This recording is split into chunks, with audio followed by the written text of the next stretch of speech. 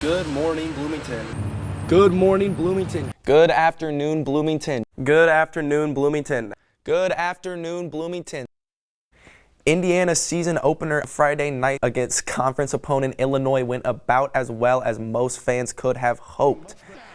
In the fourth, J.H. Tevis and Jared Casey would combine for a major Hoosier stop on fourth down, getting Hoosiers the ball ready to go, try and win the game.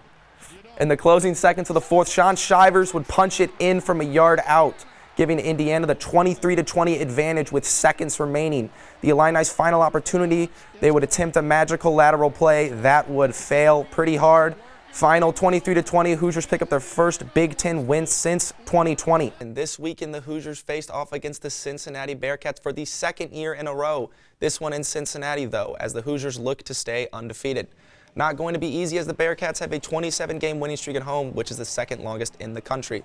Early in the game, Bazelak fires over the middle, but finds Cincinnati's Byron Threats for the interception. IU would do all they could in the second, but a 38-10 game going into halftime proved to be too much, as the Hoosiers' final was 45-24 for the Cats.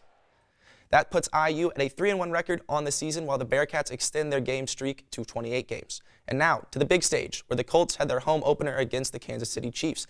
Late in the second, Clyde Edwards-Helaire is given the handoff. He gets stuck for a second, finds the end zone for 6, giving the Kansas City Chiefs a 12-10 lead. On the 2-point, controversy would follow as Mahomes rolls left and finds Travis Kelce at the 1, who appears to get in, but the ball pops out late. The call on the field would stand, much to the dismay of the home crowd. The Chiefs, Mahomes would get all the way to the Colts 46 when the ball would be tipped by Gilmore and picked off by Rodney McLeod for Mahomes' first interception of the year. What a day for McLeod as he played every snap on the defensive side of the ball. The interception feels like it's a reward for hard work put in by the 10-year veteran. McLeod was not the only one with a big day for the Colts, as Atlanta native rookie Jelani Woods caught both touchdowns from his childhood team's quarterback in Matt Ryan. A massive upset for the Colts, hoping to provide them with much-needed momentum as they carry a 1-1-1 record into next Sunday, where they will host division rivals Tennessee Titans. Good afternoon, Bloomington. It was a Big Ten matchup here in Bloomington this past weekend as Indiana faced their toughest test yet after dropping their last game to Nebraska. The test, fourth in the country, Michigan. Last time they came to Memorial Stadium in 2020, IU beat the Wolverines 38-21. Early into the half, a rollout pass is completed to Cornelius Johnson, who is going to skate past a defender, make another man miss for 6, creating a 17-10 game. The score would stay at 17-10 until J.J. McCarthy finds Luke Schoonmaker for the stretching touchdown dive, making it a 24-10 game. Unfortunately for the Hoosiers, they were not done bleeding as the final score would come out to 31-10, Wolverines on top. Unfortunate result for the Indiana Hoosiers, but the damage was not done yet. Head coach Tom Allen announced Sunday that offensive line coach Darren Hiller would no longer be needed, and that former Hoosier Rod Carey would be taking over that role. This, of course, coming after another poor performance by the IU O-line, giving up 7 sacks on Saturday to Michigan. On to primetime pro football now, where the Colts would travel to the Mile High City for a Thursday night football game.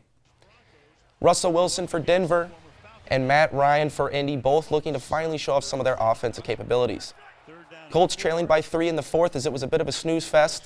Stephon Gilmore is going to pick off Russell Wilson on a horrible throw, which leads to an overtime forcing drive for the Colts, where Chase McLaughlin would put a 31-yarder in to take us to overtime.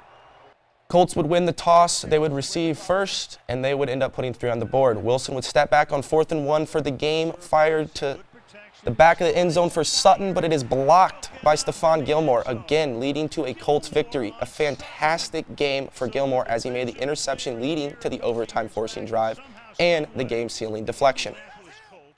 Maybe one of the worst primetime games NFL fans can think of from recent memory results in an ugly Colts win and a terrifying Broncos loss. Colts take on the Jags this upcoming weekend at Lucas Oil Stadium.